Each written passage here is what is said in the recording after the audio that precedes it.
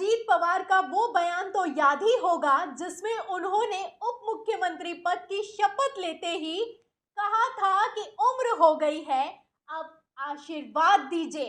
मतलब साफ था कि इशारों इशारों में अजीत पवार ने शरद पवार से कहा है कि रिटायरमेंट ले लीजिए और आशीर्वाद दीजिए, राजनीति अब आपके बस की बात नहीं बची है। तो अजीत पवार ने बड़ी बड़ी बातें तो की, लेकिन शरद पवार ने एक अटैक क्या किया।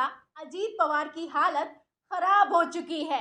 जी हाँ, हालत आलम तो ये हो चुका है कि अब अजीत पवार शरद पवार से आशीर्वाद मांग रहे हैं, वो भी शरद पवार देने के लिए तैयार नहीं है। तो शरद पवार ने क्या अटैक किया है और कैसे अजीत पवार समेत उनके बागी विधायकों की कथित तौर पर हवा टाइट हो गई है कि वो गिड़गिड़ाने के लिए मजबूर होते हुए दिखाई दे रहे हैं, हम आपको महाराष्ट्र की सियासत का फुल अपडेट बताएंगे, अजीत पवार की हालत भी दिखाएंगे और शरद पवार का रिएक्शन भी बताएंगे। खबर को अंत तक ध्यान से देखिएगा। तो सबसे पहली बात, महाराष्ट्र की सियासत में एक बार फिर से बवाल खड़ा हो गया है और ये बवाल क्यों खड़ा हुआ है इसके लिए आप खबर देखिए हिंदुस्तान की। देखिए, इस खबर में लिखा हुआ है कि शरद पवार का अटैक पार्ट 2, अजीत पवार गुट के 12 विधायकों को कारण बताओ नोटिस, 48 घंटे का अल्टीमेटम। तो 48 घंटे का अल्टीमेटम दिया है शरद पवार ने और नोटिस जारी कर दिया है 12 विधायकों को। उसके बाद से अजीत पवार क्या करें क्या ना करें उनको समझ में नहीं आ रहा है, क्योंकि अब बागी विधायकों को 12 घंटे में जवाब देना है और अगर जवाब नहीं दिया तो कार्रवाई हो सकती है। दरअसल शरद पवार ने एक मीटिंग की है, उस मीटिंग में क्या हुआ है उसके लिए आप खबर देखिए। इसमें आगे लिखा हुआ है कि महाराष्ट्र की राजनीति में भतीजे अजीत पवार के विद्रोह से घायल हुए शरद पवार अब अपनी पार्टी के पुनरुद्धार के लिए जान से जुट चुके हैं। इसी कड़ी में अपने पहले प्रभावशाली कदम से के रूप में शरद पवार ने जमीनी स्तर के कार्यकर्ताओं तक पहुंच बनाने के लिए एनसीपी के युवा कार्यकर्ताओं के साथ एक मैराथन बैठक की है। तो ये जो बैठक हुई है पूरा खेल इसी में हो गया है, क्योंकि आप जानते हैं कि घायल शेर और भी ज्यादा खतरनाक होता है और शरद पवार को महाराष्ट्र की राजनीति का शेर कहा जाता है। घायल किसने किया है? अजीत पवार ने। और अब कितना खतरा है आगे सुनिए। देखिए, इसमें लिखा है कि इस बैठक में सीनियर पवार ने कार्यकर्ताओं को पार्टी की विचारधारा का पाठ पढ़ाया और इसी के साथ भाजपा की विभाजनकारी राजनीति का विरोध करने पर भी जोर दिया गया है। सब कुछ समझाया क्या करना है क्या नहीं करना है और इसी के साथ सबसे अहम बात क्या हुई है इस मीटिंग में, आगे की खबर सुनिए, फिर उसके बाद क्या अजीत पवार की हालत है उस पर आते हैं।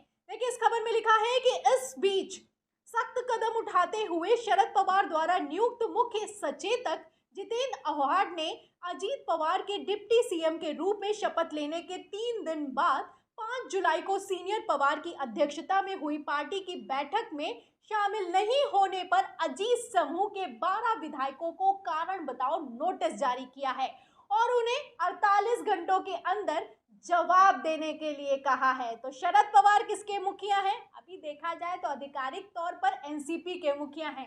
मीटिंग हुई है, सबको बताया गया था, लेकिन 12 विधायक नहीं पहुंचे। वो 12 विधायक नहीं पहुंचे जिनका दावा अजीत पवार करते हैं कि वो उनके साथ भारतीय जनता पार्टी में चले गए हैं। उन्हीं 12 विधायकों को शरद पवार की तरफ से नोटिस जारी किया गया है और 48 घंटों के अंदर जवाब मांगा गया है। अगर मैं इस सरल भाषा में इस नोटिस का मतलब आपको समझाऊं तो समझ जाइए कि जो 12 विधायक हैं इनसे पूछा गया है कि मीटिंग में आप क्यों नहीं आ पाए, और अगर ये 48 घंटे के अंदर नहीं बता पाए, कोई पुख्ता सबूत नहीं दे पाए, कोई कारण नहीं बता पाए कि ये क्यों नहीं आए, तो इनकी विधायकी पर भी वो जो खतरे की तलवार है वो मंडरा सकती है।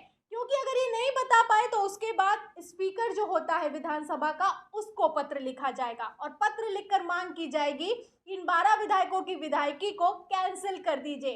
और जब पार्टी के ही लोग कह रहे हैं कि हमारे विधायकों की विधायकी को कैंसिल कर दीजिए, तो स्पीकर क्या ही करेगा। तो फिलहाल क्या होगा क्या नहीं होगा ये तो आने वाला वक्त बताएगा, शरद पवार का अगला कदम बताएगा। लेकिन अभी जो कदम लिया गया है उससे अजीत पवार की हालत काफी ज्यादा टाइट दिखाई दे रही है। अब कितनी टाइट हो गई है हालत, इसके लिए आप अजीत पवार का वीडियो देखिए, वो पीछे की तरफ खड़े हुए हैं, और प्रफुल्ल पटेल का बयान सुनिए कि किस तरीके से जैसे ही ये नोटिस जारी हुआ, जैसे ही खबर निकल कर सामने आई कि नोटिस जारी हुआ है और 48 घंटे के अंदर जवाब मांगा गया है, उसके बाद कैसे कथित तौर पर ये लोग शरद पवार के पास गिड़गिड़ाने के लिए पहुंच गए हैं। और उसके बाद जब मीटिंग कर कर बाहर निकले हैं तो क्या कह रहे हैं, बयान सुनिए, वीडियो देखिए, फिर आपको शरद पवार का रिएक्शन भी दिखाते हैं। तो जैसे ही हमें समझा कि यहाँ पर साहब बैठे हैं तो हम सब लोग यहाँ पर बिना पवार साहब को सूचित किए हुए यहाँ पहुँचे।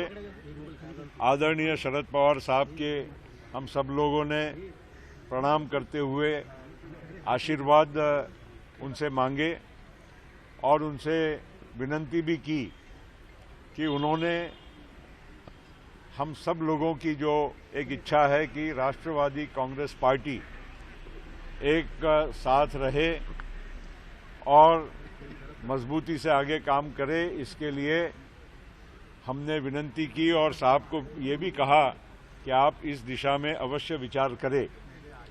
आदरणीय पवार साहब ने किसी भी प्रकार की प्रतिक्रिया नहीं दी। तो ये प्रफुल्ल पटेल है, आप देख सकते हैं, शरद पवार से मिलने के लिए पहुंचे। कह रहे हैं कि हमें पता चला जैसे ही शरद पवार यहाँ पर हैं, हम लोग उनसे मिलने के लिए आ गए। उनको नहीं पता था कि हम आने वाले हैं। पहली बात तो ये क्लियर कर दी कि शरद पवार ने नहीं बुलाया था, हम अपने मन से गए हैं। उसमें अजीत पवार भी मौजूद हैं। प्रफुल्ल पटेल मीडिया से बातचीत कर रहे हैं और अजीत पवार पीछे की तरफ कैसे मुंह लटका कर खड़े और किस तरीके से कथित तौर पर मुंह चुराते हुए दिखाई दे रहे हैं, आप वीडियो में साफ देख सकते हैं। यहाँ पर प्रफुल्ल पटेल ने क्या कहा कि हमें पता चला यहाँ पर शरद पवार मौजूद हैं तो हम आशीर्वाद लेने पहुंचे। हमने कहा कि हमारी इच्छा है कि एनसीपी एक साथ रहे।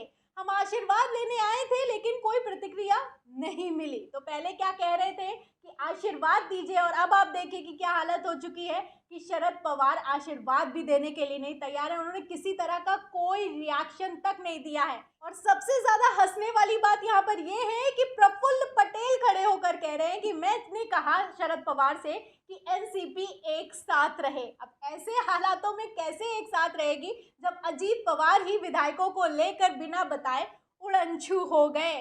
फिलहाल आशीर्वाद तो नहीं मिला है और आशीर्वाद ना मिलने से भी ऊपर की बात हुई है इस मीटिंग में, क्योंकि जैसे अजीत पवार का चेहरा उतरा हुआ है वो अपने आप में बहुत कुछ बयां कर रहा है। और देखा जाए तो शरद पवार अपने आप में ही फायर हैं। तो कितने फायर हैं इसके लिए आपने को मैं शरद पवार का बयान भी सुना देती हूँ। उन्होंने क्या बयान दिया था जब उम्र पर कटाक्ष किया था अजीत पवार ने। खबर देखिए न्यूज़ 24 की, इसमें लिखा हुआ है कि न टायर्ड हूँ न रिटायर्ड हूँ, मैं फायर हूँ। उम्र पर अजीत के तंज पर बोले शरद पवार। तो उम्र पर जब तंज किया तो कहा था कि हम ना टायर्ड हुए ना ही रिटायर्ड हुए और अभी फायर हैं। इसीलिए जब एनसीपी में उठापटक मची हुई है, महाराष्ट्र में बवाल मचा हुआ है, तब एबीपी ने जब सी वोटर सर्वे किया है तो उसके नतीजे क्या कह रहे हैं, नहीं याद है तो एक बार फिर से दिखा देती हूँ। देखिए, सवाल था कि आपके हिसाब से एनसीपी का असली प्रमुख कौन है। तो 66% लोग कहते हैं शरद पवार हैं और 25% लोग कहते हैं अजीत पवार हैं। ये महाराष्ट्र के लोग कह रहे हैं। महाराष्ट्र की जनता को भी पता है कि असली प्रमुख कौन है, जिसने पार्टी को खड़ा किया है, जिसने पार्टी को बनाया है। और सबसे बड़ी बात, जहां पर जो कहा है शरद पवार ने, जब जैसे खेला चला उसके बाद शरद पवार ने कहा था कि 3 महीने में मैं सब कुछ ठीक कर दूंगा, इस पर भी पब्लिक को भरोसा है। जब एनडीटीवी ने सवाल किया कि शरद पवार का दावा 3 महीने में बदल देंगे तस्वीर, क्या पवार एनसीपी को बचा पाएंगे, तो आप इसमें देखिए कि 86% लोग कहते हैं हाँ, मतलब कि वो बचा पाएंगे और 11% लोग कहते हैं नहीं। तो जनता भी ये अच्छे से समझती है कि शरद पवार अपने आप में कितने बड़े राजनेता हैं। भतीजे अजीत पवार चाहे कुछ भी कर ले, चाचा तो चाचा ही रहेगा। अब 3 महीने में सब कुछ ठीक करने का प्रण लिया है। आपको क्या लगता है, जिस तरीके से एक्टिव मोड में शरद पवार दिखाई दे रहे हैं, क्या 3 महीने से पहले ही महाराष्ट्र में सब कुछ ठीक हो जाएगा, या फिर कि शरद पवार ऐसा कुछ नहीं कर पाएंगे? क्या आपकी राय है इस सवाल के जवाब में, और इस पूरी खबर पर हमें कमेंट बॉक्स में जरूर लिखें। वीडियो को ज़्यादा से ज़्यादा शेयर करें, सब्सक्राइब पर दबाएं, बेल आइकन दबाएं, ताकि हर खबर की नोटिफिकेशन आप तक पहुंचती रहे। मैं प्रियंका, आप देख रहे थे 4 PM। फिर मिलते हैं अगली खबर के साथ, तब तक के लिए धन्यवाद।